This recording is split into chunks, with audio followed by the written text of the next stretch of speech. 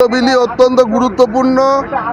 আপনারা দেখবেন, একটা হচ্ছে ল অ্যান্ড অর্ডারের পার্সপেক্টিভে এতদিন ধরে বিভিন্ন সরকারি আদেশ পছন্দ না হলে যে বা আপনার গণতন্ত্রে কনস্টিটিউশনে অধিকার দিয়েছে, আপনি কোনো বিলের বিরোধ করতে পারেন, কোনো কিছু আপনার আইন পছন্দ না হলে করতেই পারেন, আপনি কোর্টে যেতে পারেন, শান্তিপূর্ণভাবে ডেমনস্ট্রেশন করতে পারেন, গভর্নমেন্টের এগেনস্টে বিরোধও প্রদর্শন করতে পারেন। কিন্তু তার জন্য আপনি সরকারি সম্পত্তি ভাঙবেন, ভাঙচুর করে যারা ট্যাক্স দিচ্ছে তাদের যে পুরো কন্ট্রিবিউশন আছে দেশের প্রতি, সেটাকে নষ্ট করবেন। সরকারি সম্পত্তি নষ্ট করার থেকে প্রাণহানিরও ঘটনা ঘটেছে। আপনি আগের বার দেখেছেন যে মাননীয় বিচারপতিদেরও এরা ছাড়েনি। তো এই বিলটা যখনই পাস হয়ে যাবে, এতদিনের গুন্ডামি বাঁদরামি একদিনে ঠিক হয়ে যাবে। এরাই দেখবেন বন্দে মাতরমও গাইবে গোলাপ ফুল নিয়ে, প্রশাসনিক আধিকারিক এবং পুলিশকেও দেখবেন গ্রিট করছে। এটা অনেক আগেই হওয়া উচিত ছিল, কারণ তৃণমূল এদেরকে প্রমোট করেছে, এটা করা সম্ভব হয়নি। এটা হয়ে যাওয়ার পরে আপনাদের ওপরে অনেক সময় অত্যাচার নেমে এসছে, বিভিন্নভাবে আপনাদের ওপরে অ্যাটাক করেছে।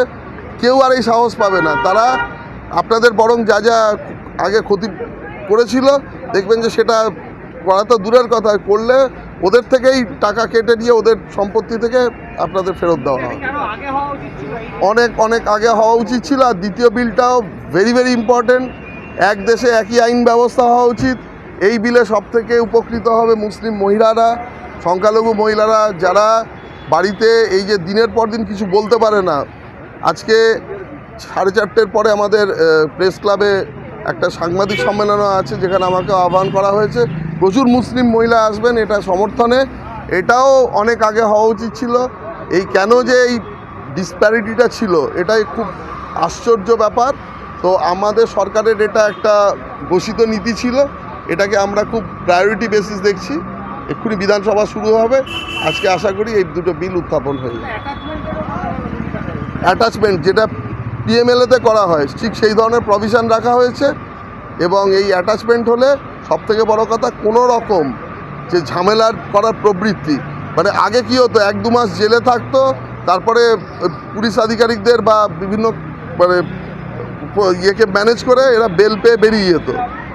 সেই প্রভিশনটা থাকতো, কারণ প্রত্যেকের ক্ষেত্রে তো কাস্টডি ট্রায়াল করা সম্ভব নয়। তো এক্ষেত্রে যেটা হবে, আপনার যদি সম্পত্তি ক্রোক হয়ে যায়, তাহলে এরা একদম জব্দ থাকে। Thank you.